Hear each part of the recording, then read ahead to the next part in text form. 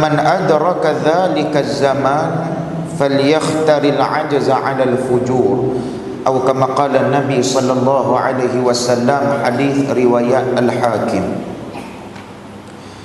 Dalam hadis ni kata Nabi sallallahu alaihi wasallam, sayati 'alan nasi zamanun, akan tiba kepada umat aku, kata Nabi sallallahu alaihi wasallam, yang mana seseorang itu fihi rajul bainal ajzi wal fujur, dia diberikan dua pilihan, kata Nabi sallallahu alaihi wasallam.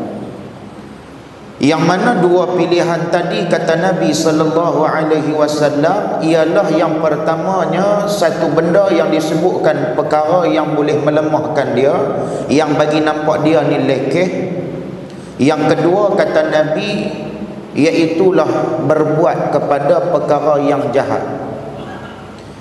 Maka sesiapa yang menjumpai zaman seperti itu, hendaklah dia memilih yang lemah daripada berbuat yang jahat, kata Nabi sallallahu alaihi wasallam. Baik, kita melihat satu perkara daripada huraian kita kemarin yang berkaitan dengan persoalan amanah yang saya telah huraikan pada kuliah kita yang telah lepas pada kemarin. Dan hari ini kita masuk sedikit lebih terperinci tentang apa dia yang disebutkan sebagai amanah dan apa dia yang disebutkan sebagai jujur itu sendiri. Sebab kalau kata kita tengok daripada sudut perlawanan, amanah ini lawan dia maka yang disebutkan sebagai khianat. Maka amanah ini adalah satu kunci untuk kita nak melihat sama ada seseorang itu mempunyai nilai munafik ataupun kita sebutkan sebagai nilai nifaq dalam hidup dia ataupun tidak. Maka kalau kata dia sanggup beramanah, seperti mana yang kita telah sebutkan berkaitan dengan persoalan amanah ini yang amat-amat besar, ketika mana dilantiknya seorang sahabat Nabi sallallahu alaihi wasallam yang bernama Khalid Al-Walid dalam soal peperangan. Tetapi dalam pada masa yang sama, apabila naik Sayyidina Umar, dilantik pula Abu Ubaidah Al-Jarrah.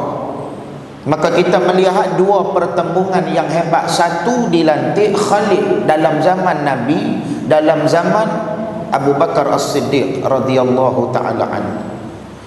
Tiba-tiba apabila Abu Bakar, orang yang rapat dengan Nabi sallallahu alaihi wasallam, naik pun dia tak pecah lagi Khalid. Tapi naik yang khalifah yang kedua tadi, barulah dipecat Khalid Al-Walid daripada menjadi panglima dalam satu-satu peperangan dan dilantik Abu Ubaidah Al-Jarrah.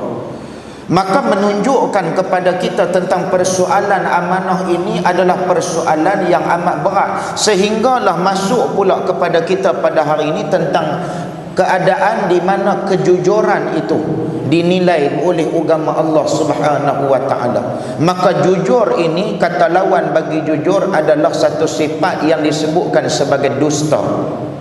Maka jujur adalah sifat, maka amanah adalah sifat, khianat adalah sifat, dusta adalah sifat. Maka bila sebut tentang persoalan sifat ini, apa dia? Maka sifat adalah sesuatu yang menumpang pada sesuatu, maka itu adalah sifat. Bila sebut kata sifat ni, sifat pemarah, sifat pemurah, sifat penyayang, sifat kedekut, sifat bakhil, ini adalah sifat. Bila orang tanya dengan kita, yang tadi kita sebut dusta adalah satu sifat, amanah adalah satu sifat, khianat adalah satu sifat, maka apa dia yang dikatakan ta'arif bahasa yang paling mudah tentang kedudukan sifat itu sendiri? Sifat ini adalah sesuatu perkara yang menumpang ia pada sesuatu, itu sifat. Nah, maka contohlah saya kata batu itu adalah keras, batu itu keras, maka yang menjadi sifat kepada batu adalah keras tersebut. Nah, maka bila sebut tentang persoalan batu itu keras, maka yang menjadi sifat kepada batu adalah keras. Kapas itu putih, maka yang menjadi sifat kepada kapas itu adalah putih tadi. Baju tuan-tuan, baju warna ungu. Baju warna ungu, ungu itu adalah sifat kepada baju. Maka bila sebut tentang persoalan apa yang digariskan oleh syarak tentang kedudukan sifat itu, maka perkara ini akan menumpang dengan diri kita selagi mana kita berada sebagai umat manusia yang kita lebih sebutkan sebagai makhluk Allah Azza wa Jalla. Maka jujur ini adalah satu sifat yang dicambahkan daripada juzuk amanah itu tadi. Maka inilah yang kita sebutkan tentang kedudukan sifat yang dikatakan oleh Nabi sallallahu alaihi wasallam, sayati 'alan nasi zamanun yukhayyaru fihi ar-rajul bainal 'ajzi wal fujur. Akan mai kepada kamu di mana satu keadaan itu memaksa kamu melakukan dua perkara. Dia depan kita ni akan ada dua perkara saja tuan-tuan. Hebat macam mana pun celik biji mata akan ada dua pilihan, sama ada imma syakira wa imma kafura. Allah Ta'ala berikan kepada kita ni juga yang disebutkan sebagai satunya jalan syukur, satunya jalan kufur. Allah Ta'ala berikan fa'alhamaha fujuraha wa taqwaha. Tuhan berikan kepada kita fujuraha wa taqwaha. Allah Ta'ala ilhamkan kepada kita, Allah Ta'ala berikan pengetahuan tersebut kepada kita. Maka ada dua jalan. Maka kita nak pilih tadi ini, itulah yang disebutkan berdasarkan kepada nilai amanah. Maka dia bersangkut dengan amanah tadi. Maka kalau kata tidak ada amanah, maka stand dia dalam keadaan yang hadis ni bicarakan, apabila tiba satu zaman di mana manusia kalau kata dia tak buat macam tu, dia akan dipandang lekeh, dia akan dipandang hina, dia akan dipandang keji.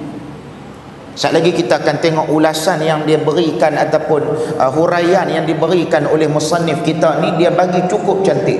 Antaranya orang sampai sanggup menggadaikan maruah Islam dia tadi untuk mendapatkan satu-satu tender projek, yang mana sehingga dia terpaksa memberikan rasuah, sedangkan benda tu adalah perkara yang salah, perkara yang berdosa, perkara yang haram. Bukan kata dia tak tahu, dia tahu. Ni yang hadis duk bicara pada hari ni. Kita ni dah berada dah pada zaman yang disebutkan oleh Nabi sallallahu alaihi wasallam. Demi nak mendapatkan satu projek tadi ni, kita terpaksa buat sampai perkara itu sampai boleh merendahkan martabat kita tadi. Dah lah dapat sat lagi projek tu, sat lagi nak dapat saja ke? Dia letak pula syarat. Kamu kalau kata nak buat rumah ni, kalau kata harga dia 3 juta, kamu buat harga lebih kurang dalam 500,000 sudahlah. Begitu contoh dia. Maksudnya apa dia? Dia tarik harga tu daripada benda yang bermutu, akhirnya diletakkan benda yang tak bermutu. Maka apa yang terjadi? Orang yang membeli tadi yang teraniaya. Kita akan tengok.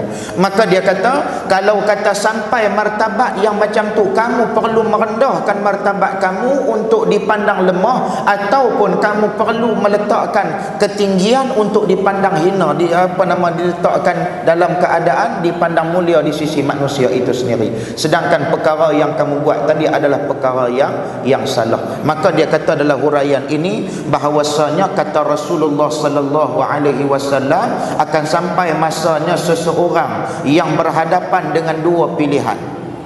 Sama ada dia dianggap sebagai orang yang lemah atau dia terpaksa mengerjakan kejahatan. Maknanya apa? Dia bukan dia nak buat. Dia menipu tu tadi dengan sebab apa? Dengan sebab terpaksa nak bagi orang tengok dia tu macam mana orang yang hebat. Maka dia terpaksa. Dia berbohong, bukan kata dia saja-saja nak berbohong, tetapi dia berbohong itu tadi dalam keadaan terpaksa untuk nak bagi nampak mulia di mata manusia, sedangkan hina di sisi Allah Subhanahu wa taala. Dia sampai dah martabat yang macam tu.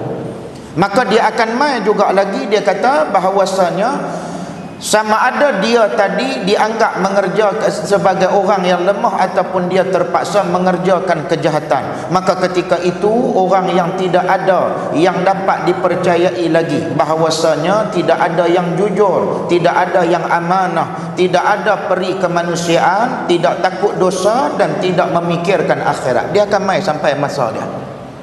Dah kalau kata tuan-tuan menipu, takkan tuan-tuan nak fikir pasal akhirat lagi kot. Kalau kata hidup kita ni kita senantiasa duk ingat kepada Allah Subhanahu wa ta'ala, kita nak buat naya kat orang ni kita fikir 100 kali, bukan kata 10 kali. 10 tu kira sikit, fikir 100 kali. Tapi hari ni berapa ramai macam tu?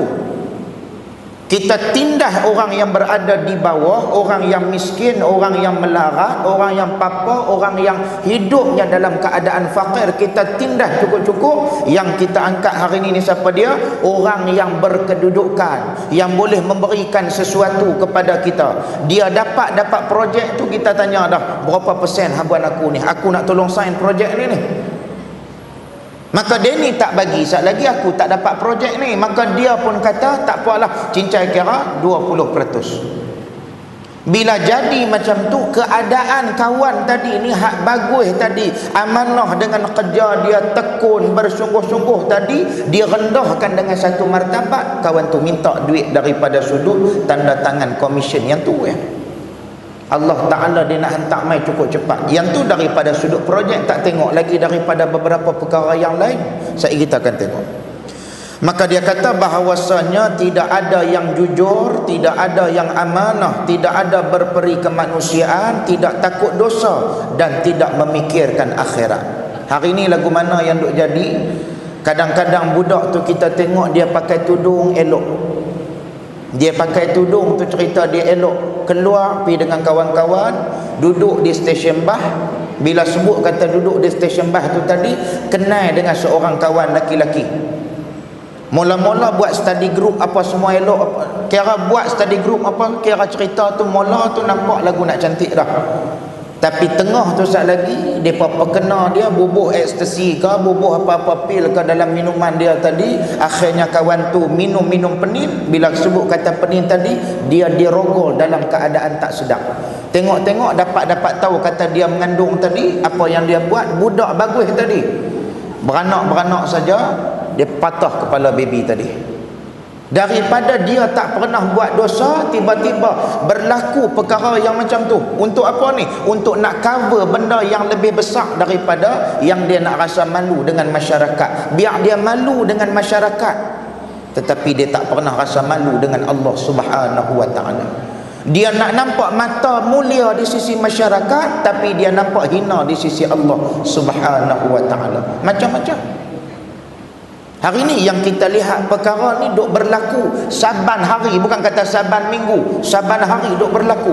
Tuan-tuan buka televisyen pada hari ni Allahu Akbar, 1001 cerita yang duk ada, 1001 perkara yang duk ada pada hari ni. Punca dia daripada apa? Punca daripada sifat kemarin yang kita bincang tentang nilai ataupun dasar amanah yang Allah Ta'ala buh dalam diri kita tadi makin berkurang. Punca daripada amanah tadi makin berkurang ni apa dia? Apabila dalam diri dia tadi mula ada unsur yang pertama ujub, yang kedua riya, yang ketiga takabur, yang keempat sum'ah. Dia ada salah satu daripada perkara sifat hati ni tadi, maka yang itulah yang akan menjuruskan kita tadi berada dalam keadaan yang hina di sisi Allah, mulia di sisi manusia. Pasal itu Allah Ta'ala kata dah, orang munafik ni kalau kata dalam bab ibadat, mereka nombor 1. Buat semayang ni nampak seolah-olah macam real tu, bagus sungguh dah. Yukhadi'unallah wa huwa khadi'uhum, mulia sungguh dah. Tapi pada dasar dia, pada hakikatnya tadi, mereka nak tipu Allah Subhanahu wa ta'ala. Tuhan kata mereka buat ibadat tadi dua. Yang pertama sama ada yura'unan nas ataupun wala yadhkurunallaha illa qalila. Ada dua tu. Yang ni yang kita rasa takut ni. Sebab kalau kata hilangnya sifat amanah pada diri, maka itulah petanda nifak sedang berada dalam diri kita.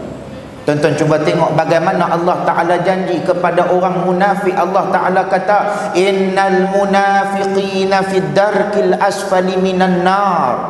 Orang yang menjadi orang munafik ini, tempat dia yang paling layak, yang paling baik, yang paling elok untuk dia tadi ni apa dia? Fid darkil asfali minan nar. Daripada dasar neraka Allah Subhanahu wa taala. Hak itulah tempat yang paling baik, yang paling elok, yang paling mulia untuk orang-orang munafik. Maka sebab tu dia kata lagi, kalau sudah begitu sudah pasti keadaan serba salah. Kalau kita terlalu jujur, kita tidak akan berjaya dan kita akan tersingkir. Orang mesti mai, tuan-tuan meniaga secara jujur. Daripada sudut zahiriahnya kita akan nampak kita mesti akan rugi. Kalau kata melo tu kita campur dengan koko, dia nanti jadi lagi bagus. Untung dapat, orang pun minum biasa. Padahal kita dah campur dah melo dengan koko. Pasal apa kita tak bubuh melo sungguh? Kita tulis ayat melo, kita tak tulis pun miko. Tahu melo campur koko jadi miko lah. Kita tak tulis pun miko tanda depan tu, yang kita tulis Milo. Pasal apa Milo pi campur pula dengan koko. Nampak benda tu macam sikit. Ayak hak pi lempak buh dalam balang ayak tu. Ni bukan pasal Ramadan di sini, di Afrika ni. Balang hak ayak yang kita duk jolok masuk tu, ayak tu kita buh ayak apa? Ayak pek ke ayak masak? Nak senang buka getah pek masjid, jolok bilang balang dia tu sekejap lagi, buka sekejap lagi RM1. Orang balik-balik telan, kena penyakit apa ke, sekejap lagi sakit perut, cirit, tak kira dah. Hak beli makan, hak tak boleh nak makan, lempak buang lambat-lambat pun ada juga. Sanggup menipu ni. Untuk apa dia? Untuk nak mengaut keuntungan sampai yang bukan-bukan. Awak kalau kata kita meniaga secara jujur, awak kita jadi rugi ke? Kita jadi makin hina ke kita ni kalau kata kita meniaga secara jujur? Kadang-kadang lauk hak 4 hari lepas punya duk balik boh lam ti ai. Lepas pada tu esok goreng pula hak tu. Lama-lama orang beli-beli. Saya biasa kena dah. Satu tempat memang kalau kata saya beli, hang tok lebay weh, memang hang sakit lah aku. Masa tu saya ingat lagi ikan patin masak lemak kalau tak silap. Buka isi, kita cubit isi ikan sampai nak hitam. Tu ikan bilang tu takkan ikan baru, hitam legam je tu. Saya pergi kat dia ni, Pak Haji, ni ikan ni siapa berniaga ni? Saya masak tengok ada ikan ni elok ke tak ni. Sebab kita meniaga, orang ada hak pembeli wajib kita kena jaga. Hak orang yang menjual tadi pun kita kena. Kalau kata dia meniaga tadi dengan jalan yang betul, dia minta berapa, kita wajib kena bagi. Kalau kata dia buat tu tadi ikut spesifikasi yang telah ditetapkan oleh syarak, maknanya tidak ada unsur penipuan, tidak ada sebarang unsur yang disebutkan mengambil kesempatan terhadap orang lain, maka wajib kita kena bayar. Tapi bila sebut kata kita dah bayar, pembeli juga ada hak. Jaga. Ni yang kata kita ni tadi duk bubuh kepiah atas kepala ni, jangan duk jadi tok lebay, jangan duk jadi lebay terbang. Jangan kita duk jadi haji nombor tu, tak mah. Biar kita meniaga tu tadi, biar kita buat kerja apa pun, Allah dan Rasul duduk dalam martabat kita dulu. Aku nak untung pun, Allah dan Rasul duduk ada.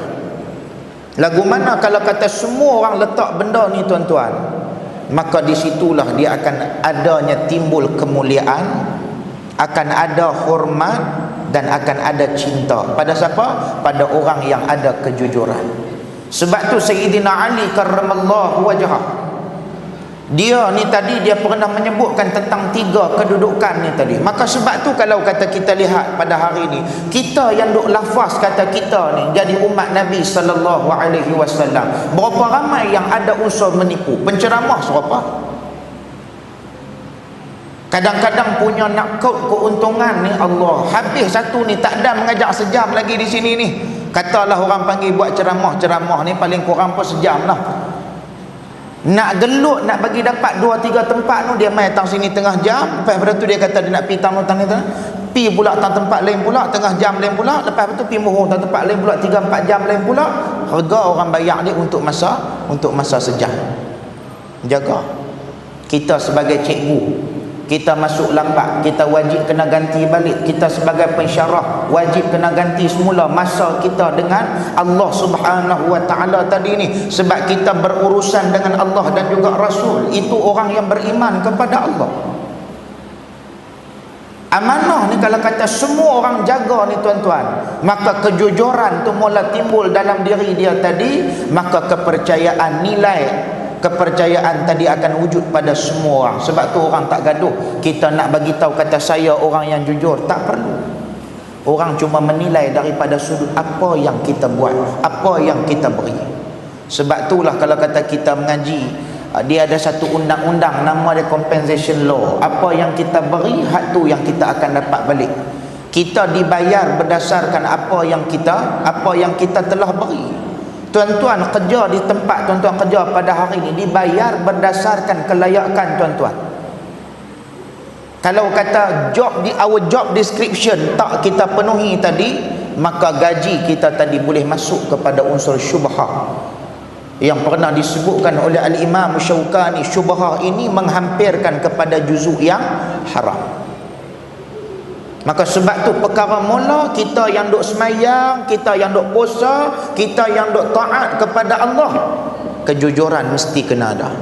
Bila kata kejujuran tadi ada, amanah akan makin bersubur dalam diri kita tadi, maka kepercayaan manusia akan kita dapat dan kasih sayang Allah akan kita punya. Maka disebutkan lagi, dia kata bahawasanya barang yang kita jual, yakni barang yang tidak asli contohnya, ataupun barang yang ada cacat, maka kita ditanya apakah barang yang kita jual asli. Maka kalau kata kita katakan tidak asli, maka kita tidak laku. Kalau kita cari yang asli, harganya mahal, dan orang di kiri kanan kita pun semuanya menjual yang tidak asli, maka kita masuk bersaing mendapatkan tender dari kerajaan contohnya.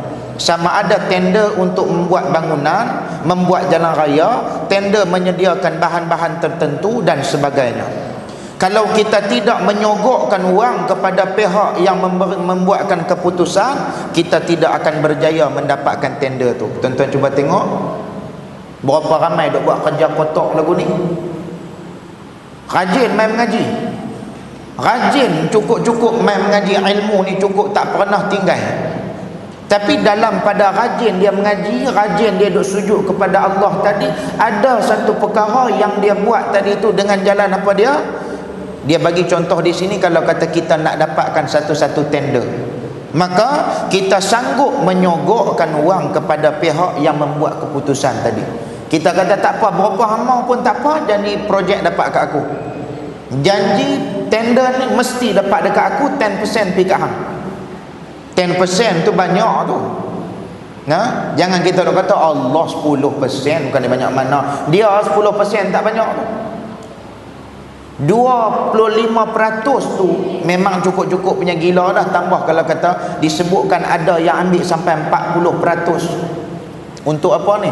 Untuk keuntungan yang disebutkan sebagai mendapatkan tender tadi. Kena jaga lah. Tender kalau kata kita nak dapatkan projek apa pun, pastikan kita cari dengan jalan yang halal. Setelah berjaya mendapatkan tender itu, kita terpaksa membuat dosa sekali lagi, yakni kita terpaksa mengurangkan mutunya. Lagu hari ni lah, rumah beli tak dan 2 tahun retak kok ni dah. Tuan-tuan tak tengok hari ni bahan yang mereka guna hari ni. Kita beli rumah harga berapa? 385,000 contoh. Rumah teres pekak bukan kata apa pun, rumah teres pekak 385,000. Dia buka 22 kali 70. Dia buat mozaik tu sat lagi ada nganga lubang lipas. Kan? Ada nganga lubang lipas tu tak apalah, takat sikit-sikit tu kita boleh lah. Sat lagi kita duk makin tengok tanah kau duk mendap, yang rumah kau duk retak. Tak dan sampai 10 tahun pun lagi, tak dan sampai pun lagi yang kata 5 tahun kadang-kadang retak dah. Beli rumah tengok-tengok bumbung tirai. Hari ni tak usah kata rumah, masjid pun serapa. Masjid diri harga 5 juta, tengok-tengok duk tadah dengan talam kok ni, tak pemalu ke orang. 5 juta harga, tiba-tiba habaq mai kat kita 5 juta, tengok-tengok hujan dok kena tadah dengan talam, balik nu besen, balik nu timba, balik jatuh tu imam terkangkang mampuih tak talam tu. Hak yang ni yang kita kata ni, amanah tadi ni memang tak ada dah kepada siapa? Kepada semua orang pada hari ini, kecuali orang yang benar-benar dalam diri dia tadi ada Allah dan pada diri dia tadi ada Rasul sallallahu alaihi wa alihi wasallam. Nah, maka perkara ni kita kena letakkan dalam diri kita pada hari ini. Kalau kata dapat apa pun, pastikan kita buat tu tidak lari daripada matlamat asal. Matlamat asal kita mai hari ni pun bukan dia saja-saja nak mai dengar perkara ni, kita kena mai kerana siapa? Kerana Allah Subhanahu wa taala. Maka dia kata lagi bahawasanya sepatutnya sehingga mutunya amat rendah supaya kerja yang kurang bermutu itu diterima, terpaksa disediakan lagi wang untuk menyuap pihak tertentu. Sat lagi panggil pula pihak untuk mengesahkan boleh duduk ke dak rumah ni. Nak bagi kata suruh lulus juga jolok lagi. No, rumah tak boleh nak duduk, tapi nak bagi kata boleh duduk. Berapa puluh kali dosa yang kita dah buat berlapis-lapis atas satu perkara yang kita sebutkan sebagai mendapatkan tender tadi ni. Maka hari ni yang kita tengok yang duk berlaku pada hari ni siapa dia? Umat Nabi sallallahu alaihi wasallam yang rata-ratanya semuanya beragama Islam. Maka perkara ni yang kita kena lihat semula. Sebab kalau kata orang syarikat yang bukan Islam, beberapa syarikat saya tak mau sebutlah.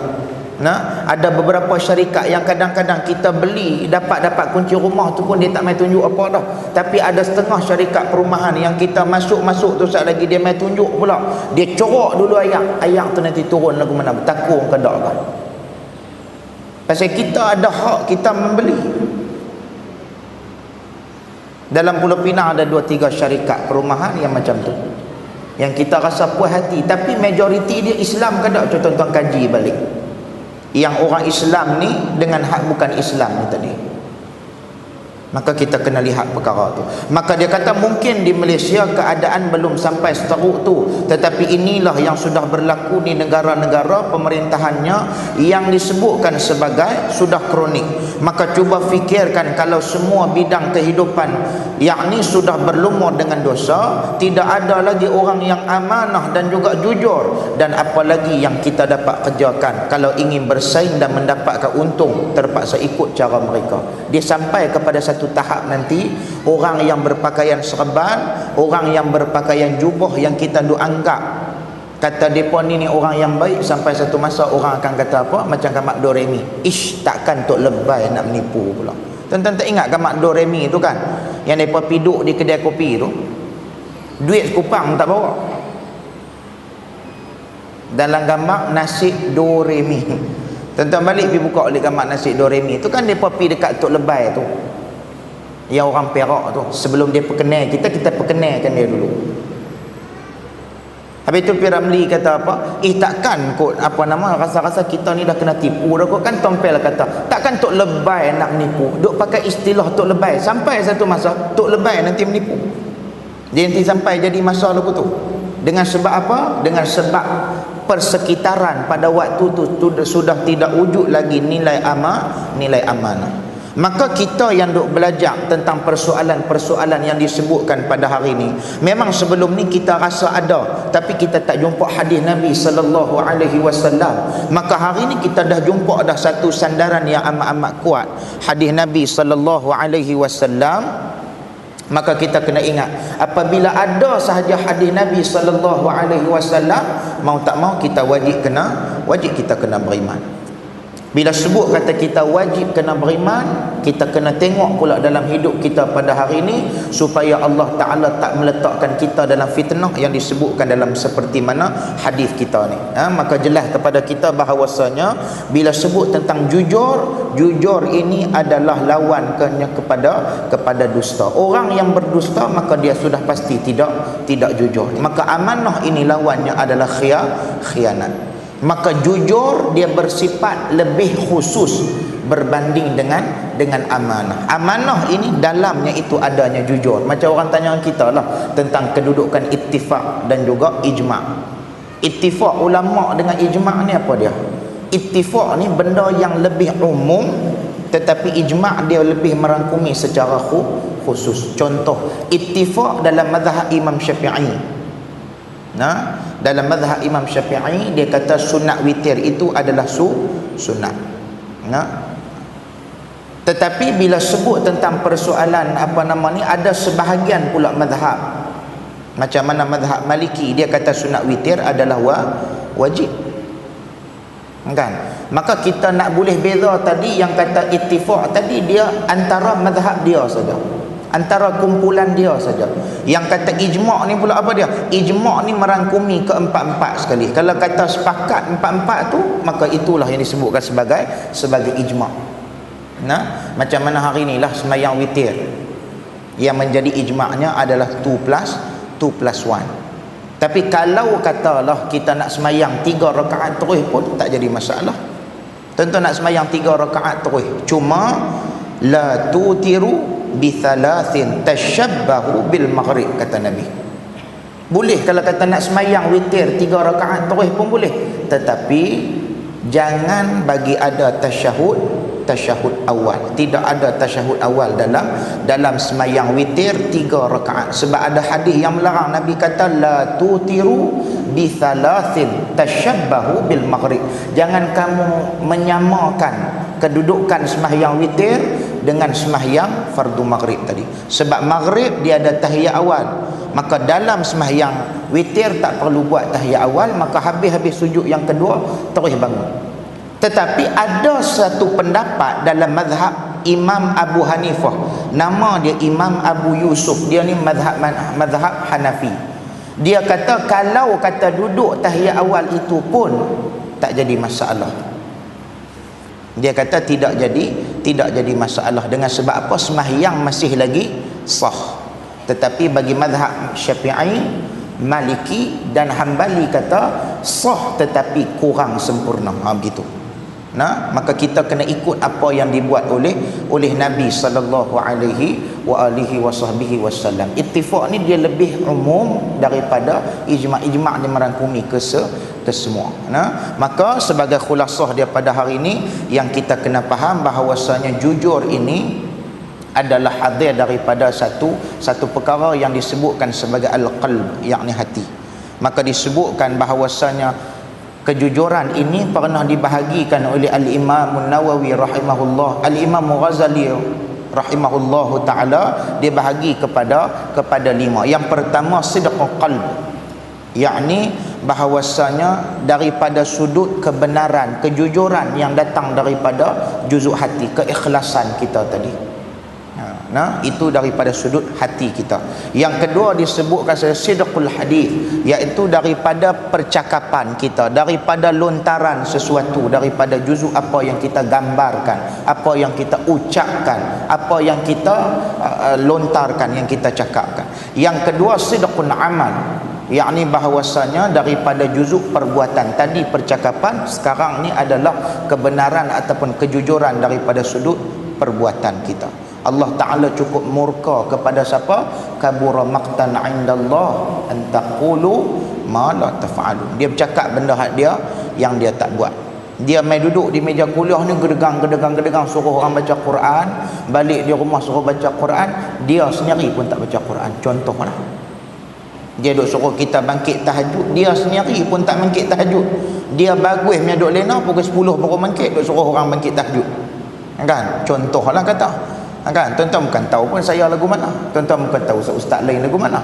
Tuan-tuan nampak kami ni di masjid memang nampak bagus lah, pasal pakai jubah, kan? Pasal pakai serban. Yang tahu betul sekali ni adalah bini kita lah.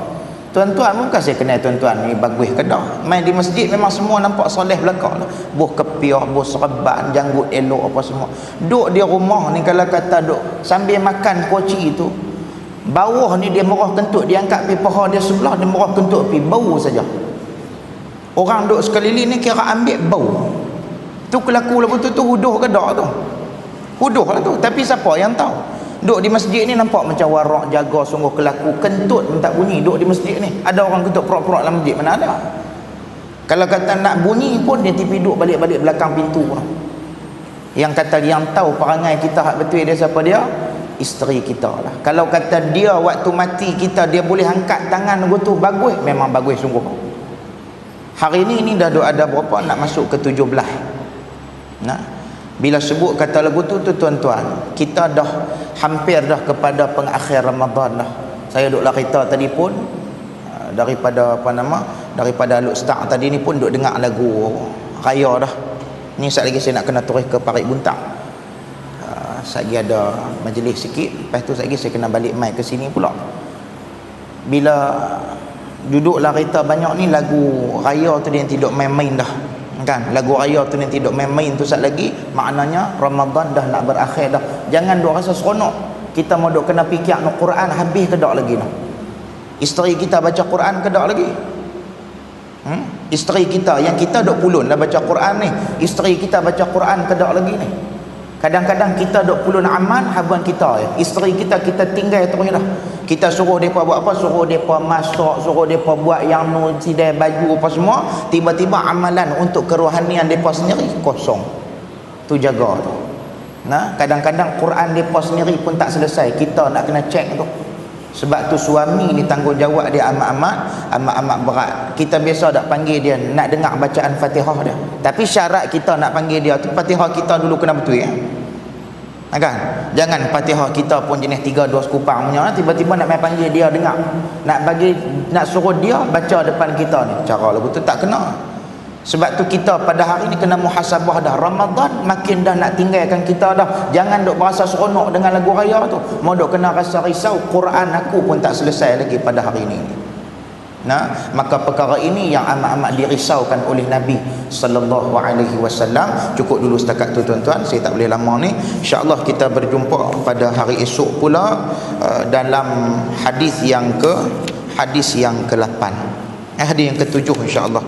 Hadis yang ke-7 tentang kedudukan kehancuran yang disebabkan tidak ada amanah. Apa dia kita akan tengok pula esok. Ni hari ni kira semua duk bincang pasal amanah. Kemarin amanah, hari ni jujur, esok dia akan masuk pula apa dia bahana orang yang tidak mempunyai kejujuran, yang tidak ada amanah dalam pekerjaan dia tadi. Adakah dia akan dirahmati oleh Allah ataupun dia akan dikeji oleh Allah Subhanahu wa taala. Nah, insya-Allah kita berjumpa pada hari esok. Saya minta ampun dan maaf andai kata ada terkasar bahasa, terlanjur bicara. Siru ala barakatillah. Billahi taufiq wal hidayah. Assalamualaikum warahmatullahi wabarakatuh.